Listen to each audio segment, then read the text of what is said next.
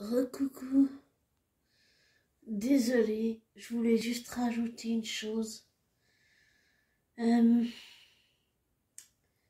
C'est à propos de Bruce. J'ai oublié de dire un truc. C'est que quand je parlais qu'il était fracassé et tout, et qu'il en a bavé,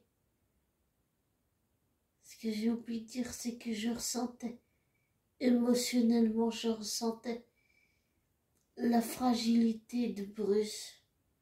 Psychologiquement, émotionnellement, je ressentais cette fragilité. Avec la peur aussi, beaucoup la peur. La peur de perdre ce qu'on aime. Et ça, dans tous les autres Batman, je ne l'ai pas vu, mais dans celui-ci, oui, je l'ai vu. Et c'était vraiment... C'était, comme j'ai dit, c'était vraiment... C'était impressionnant, c'était fait d'une certaine façon, c'était vraiment bien fait, je trouve. Et la psychologie, l'émotionnel, la fragilité de Bruce, même si c'était violent et qu'on n'excuse pas la violence, on est d'accord. Tout ce que j'avais envie, c'était de prendre Bruce contre mon cœur et de lui dire qu'un jour tout allait s'arranger. C'est tout ce que j'avais envie de faire. Et je peux vous dire que les émotions, elles étaient là. On passe par toutes les palettes d'émotions. Et comme j'ai aussi dit dans l'autre audio, Robert,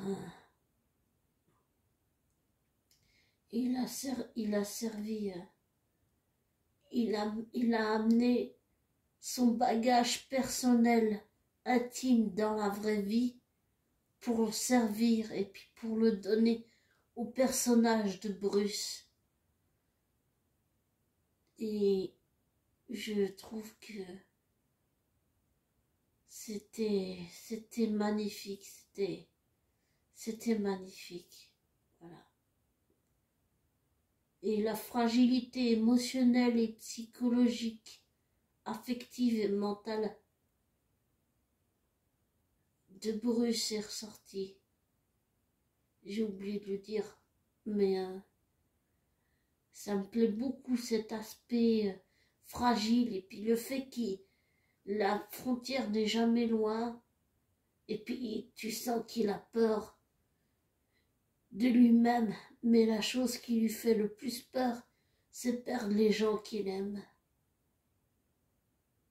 Même s'il a dit à Alfred que c'était un menteur, tu sens que il a peur de le perdre et que peut-être il ne lui dit pas, même s'il a dit « vous n'êtes pas mon père ».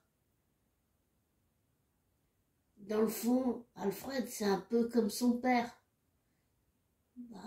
C'est un peu comme une sorte de père, mais un père adoptif, on va dire ça comme ça.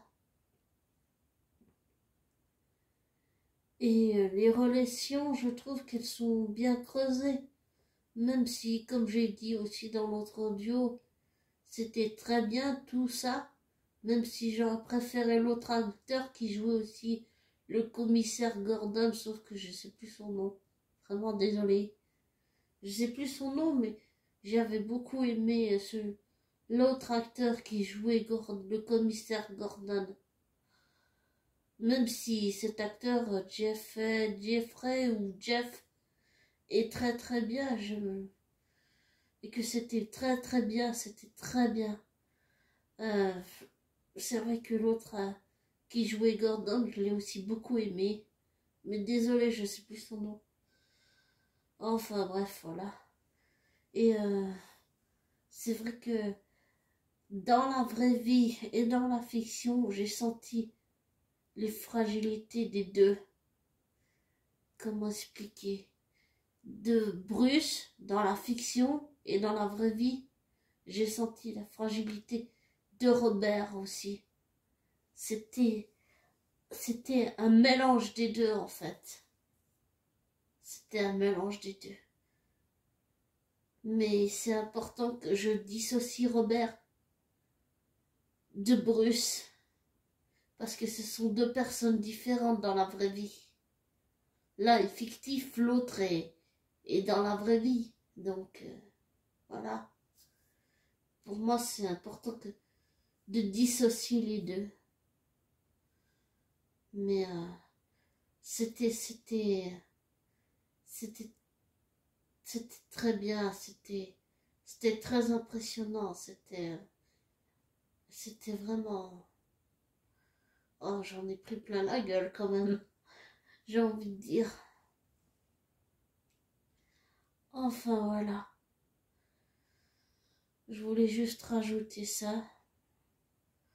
Que le côté psychologique, affectif, mental, émotionnel, surtout le côté émotionnel est fragile.